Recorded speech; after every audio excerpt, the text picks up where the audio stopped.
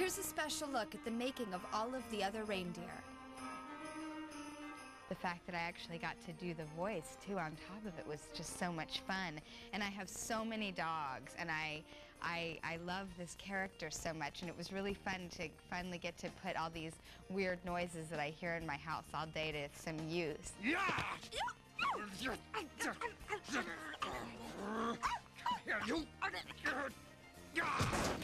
Martini's kind of typecasting, you know. It's like I'm very, I very much identify with what he does and who he is. Stand up for free enterprise. Fight the man. Buy a luxury timepiece, Pooch. I've played nice guys before, but I haven't played nice. I haven't played a nice guy with this type of problem. How are your dog chores coming? Did you bury any bones today? No, Tim. Chase any cars or cats? Afraid not. Did you even make a token attempt to tear up any flower beds? My character is a reindeer named Schnitzel, who can't fly, but he can sing, and he's got a little bit of a chip on his shoulder. You don't look like no reindeer to me, mutt. Well, I am, and my name's Olive. Because of the strong lead character, which is done beautifully by Drew Barrymore. She's... What? I'm doing the visuals. Oh, you're doing the audio commentary, and I'll do okay. lead character, you see. The lead character, Olive.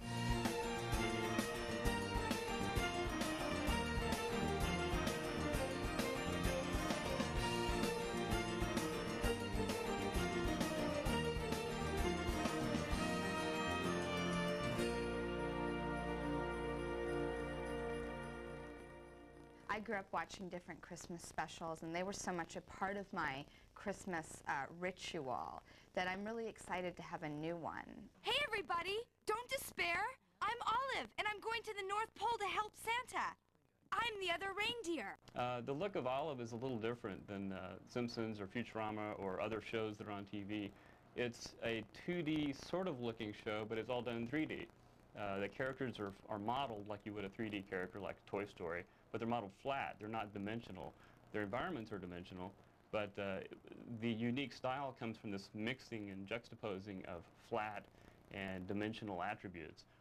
Bringing an animated character to life, it's all about performance, acting, and timing. You listen to the track drives everything. I mean, you start with a good track, you're bound to have some good animation.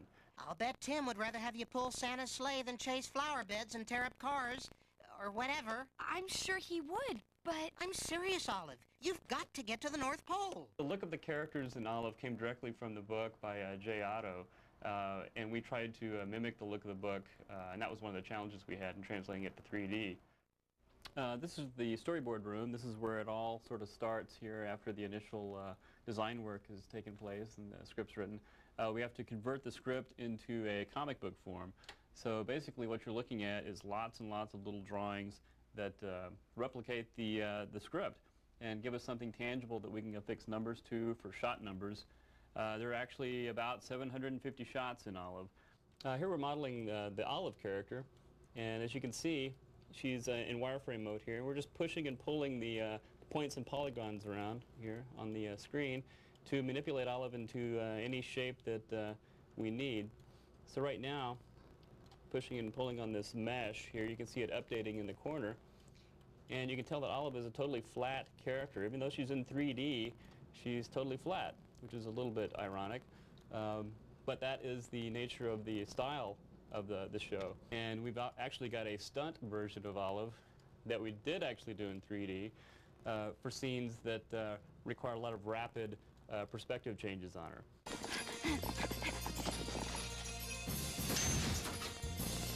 This is the main animation area.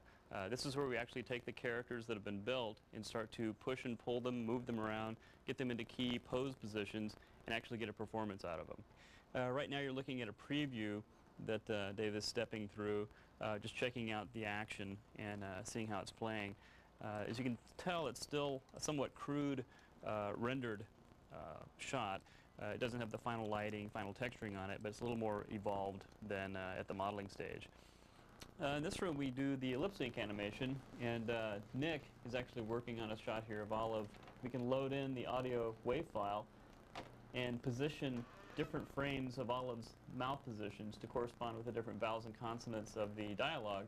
We can play it back, and you actually see a little preview of her speaking down here in the corner. A barking reindeer. Isn't that? Stow it, Tundra Breath. Maybe I'm just a little runt with no antlers. But it looks like I'm the only one who's trying to save Christmas. You could at least wish me luck. In this room, we concentrate on camera and lighting. This is where all the elements sort of come together. We can take the camera, we can truck it in and out, compose the shots, do any sort of last-minute tweaking in terms of the composing of the shot. And if you pop up to the perspective window, we can show you that actually what we've got is a little virtual sound stage. You've got your camera and your lights. You can see the lights floating out here in space. We can manipulate those, rotate the lights around, change the lighting attributes, just like you would in a TV studio. We're in the TD room, and we're down to the last shot from all of the other reindeer, and we've pretty much set up the environment. He's got the characters in there. He's hitting the render button, and the computer is now taking the lighting and texturing into consideration and gives us the final frame. And that's a wrap. We fell in love with this little book, Olive. We loved it. We read it aloud to each other. Took turns. And then we thought, wouldn't it be good? This would be good for TV. And so we tried to figure out how to animate this. It's a beautiful style, but it's very flat. So what we did is we got these animators who know how to run computers. And it's all like computerized and stuff. And then we made this little doll. And that's actually all done with puppets. So.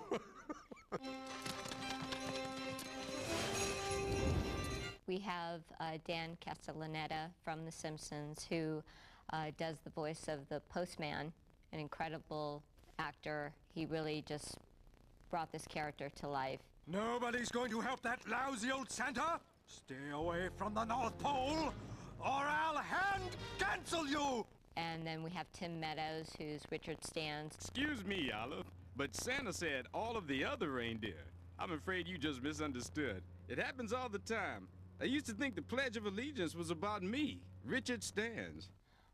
We have Michael Stipe, who sings an amazing song and plays Schnitzel, who is flightless. Life's hard enough, and now Santa's flight.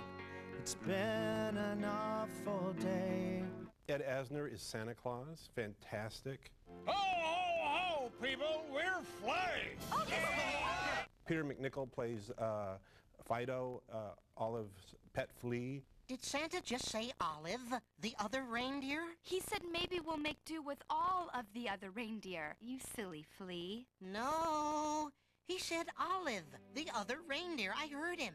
Santa needs you to be the replacement reindeer. I think we both got really lucky with our actors, especially Drew, who, she's amazing. She's just incredible. She threw herself completely into it. I'm sorry, Tim.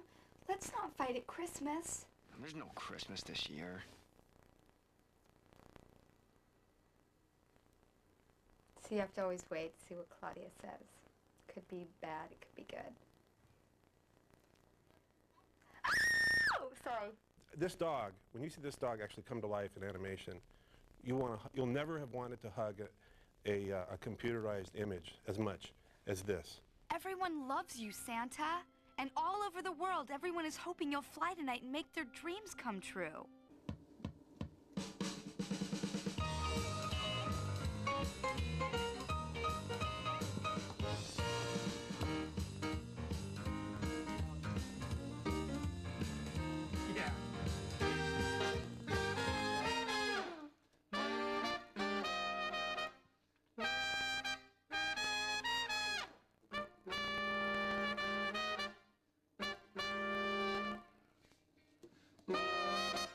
This show has tunes that you will not be able to get out of your head.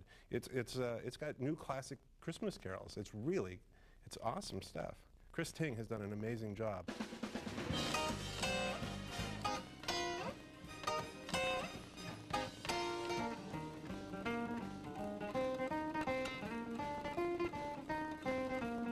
Big Bad Blue Daddy was actually it was given to me by the late great Albert Collins. He signed a poster for me one day when I went to go see him years and years ago, and he wrote, "To Scotty, the Big Bad Voodoo Daddy." And when I put the band together with Kurt, he's like, "Well, what do you want to call the band?"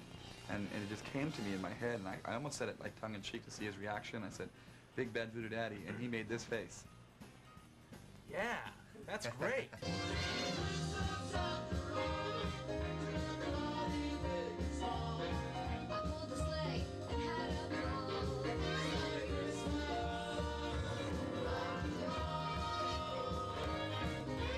What we're recording is we're recording a song for all of the other reindeer, and the song is called Merry Christmas After All, with Drew Barrymore on vocals. I don't have antlers, I don't have hooves. How flying works, I have no clue. But now I've got the reindeer moves. I'm a true blue member of the crew. It took Olive to remind us you can't give up on Christmas Eve. Now the trouble's all behind.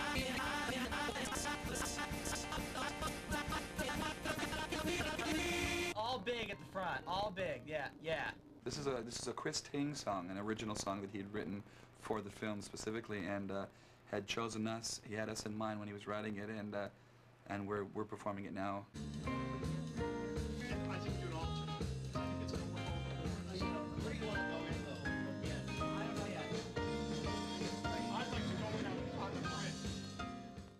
What we've learned from having done animation so many years on The Simpsons and on Futurama, and that we brought to this show as well, is that what you try to do is you try to get as good animation as you can. But the real key is in the writing. It's a great script by Steve Young. And as you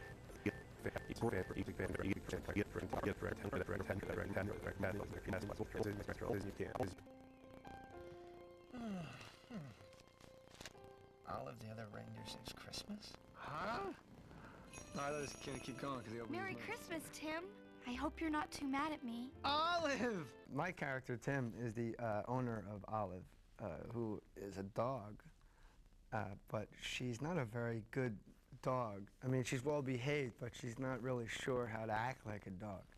She's more one of the guys. She doesn't chase cars or bury bones, and Tim's a little perplexed as to why his dog is acting not dog-like. Come on, Tim. You know I'm not for that silly stuff.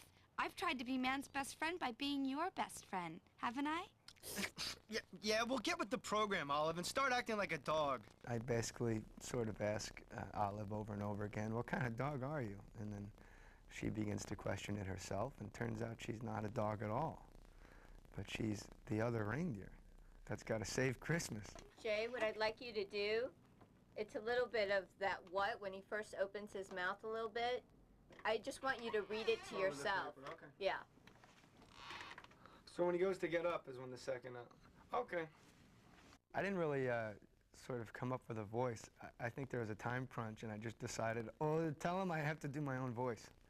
And Matt and everybody just said, that's fine. And I said, really? Okay. Olive? Are you there? Olive! They sent me a copy of the script of Olive, and with really, it sounds silly, but just really adorable cover art on of what the characters would look like, and it was just really adorable looking at them, where you just kind of looked at the drawings and made you smile, and then when I read it, I thought it was really sweet. Look at the seal. The zoo can always find Panda Man. Very flightless aquatic bird who attracts media attention. And we've been a little short-handed since the monkeys escaped. Ook escaped.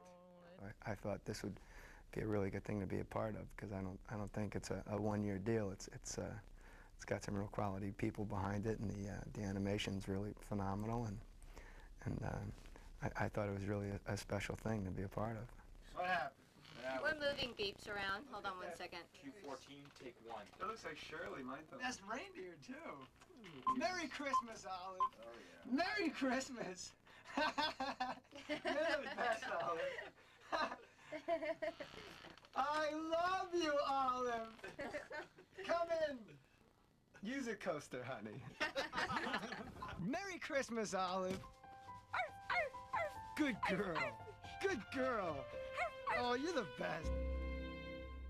We had this very important song in the special, and we wanted so much for someone, I mean, our great dream was for someone to come in and take it and elevate it, and you always want everyone to come in and make it better than what it is on the page. And Claudia and I had asked Michael Stipe to do it. When you're this far north with no sunlight, Sometimes tempers spray. Life's hard enough, and now Santa's flight. It's been an awful day. Employment in these latitudes depends on old Saint Nick. Oh, I sang a song about to be in at the North Pole when Santa Claus is having problems. A barking reindeer. Isn't that just... Stow it, Tundra Breath. I've never done animated work before, so it's interesting to watch the process. It's really different from doing a regular movie or certainly from a regular vocal singing in a studio. It's a very different thing. Well, what am I answering with? I'm trying to respond honestly to what she's asking, or am I going to be sarcastic? I'm not sarcastic at this point. I think your instinct is to be sarcastic with her, so you're about to answer her probably in a threatening or sarcastic manner, and then you change your mind. Okay. I think her speech is really getting to you. Okay. Oh, she's a sweetheart. She's kind of like, I think I once called her, like she's like a Klieg light. Drew is. She's got like a giant beam of light coming out of her head, and you kind of can't help being a little blinded by it. Cordless electric drill. I'm too naughty to deserve such a nice drill. All right, pull yourself together. Let's think about this. Olive, huh? That's right. I'm sorry, Olive. We're really not such a bad bunch. I kind of tried to amp my speaking voice up a little bit. The singing part is fine. The speaking part is a little more problematic. So we worked pretty hard to make it as good as it could be. We found another flying reindeer, and Christmas is back on again. Today I threw Olive through the air, and then I caught her again, and I had to grunt a lot, and it's just a lot of stuff like that. Watch, pal. That's valuable merchandise. It's mine. I'm really not anything like that character. In real life, I have a very deep, rich voice. And I fashioned them after my father, but I didn't do any kind of penguin-esque sounds, you know, like sometimes you would do that. I basically did me. Who am I kidding? The laws of breaking and entering, as they pertain to Santa, are unclear. Excuse me. My 7-year-old came with my wife Nance and the baby, and watched watched some of the session, and she was so into what she had heard that she went and read the book. But I guess it must have turned out all right. I'm actually starting to miss my cage.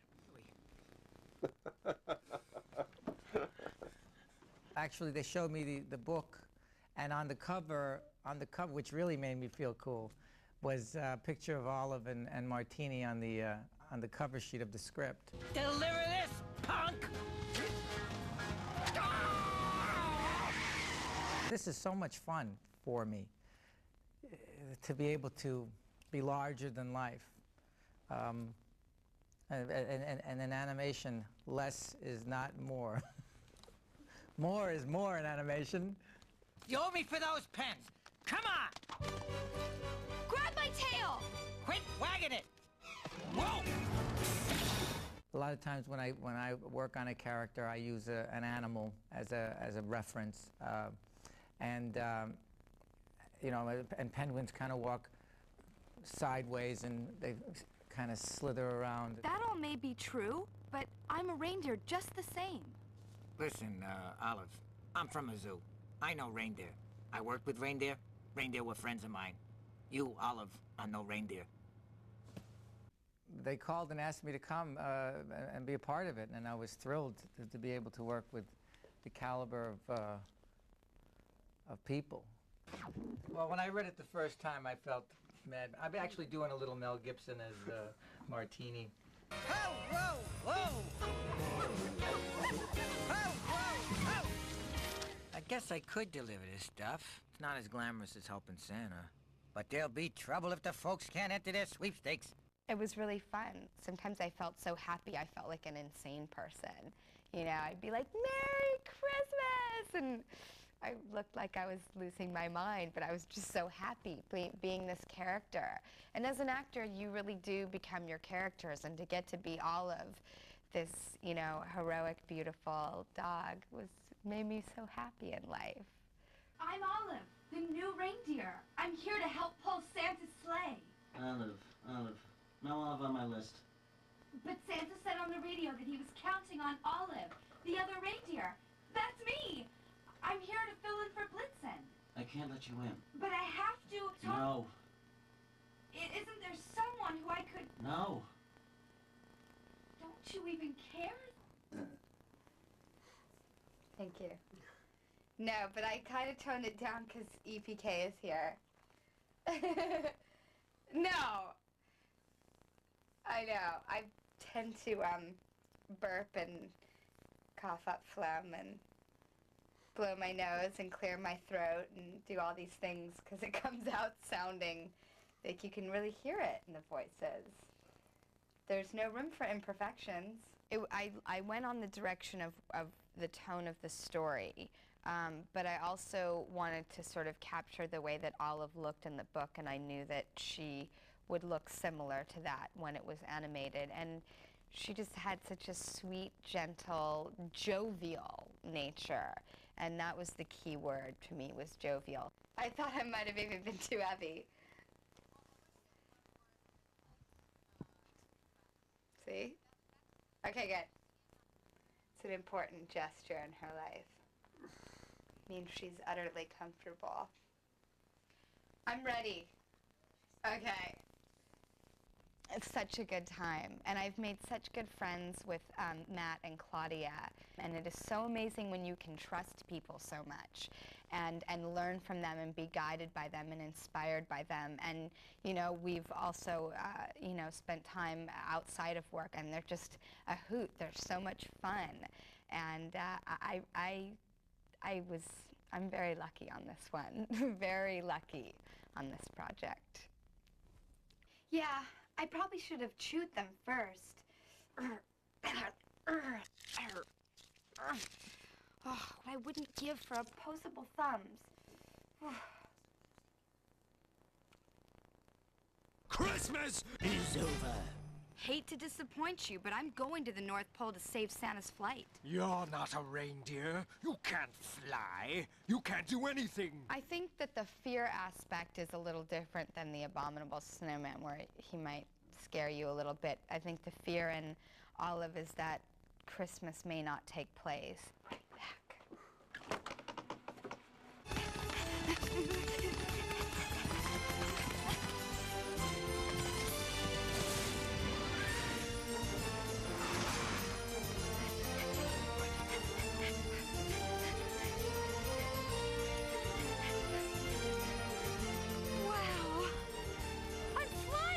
You know, I wouldn't talk in Olive the way I'm talking right now, no. You know, she's happy puppy. Everything is much more passionate and exciting to her, even if she's just saying something simple. You know, it's like, and I hope she doesn't come off as insane either. No, I don't think she will. I hope she won't. It certainly didn't come from that place. It came from this pure intention of, you know, someone who has the power within them to affect every situation and everyone they encounter with excitement and enlightenment. Bye, Olive. Bye. We'll miss you. Merry Christmas, Olive. Bye. I'll keep in touch. Merry Christmas!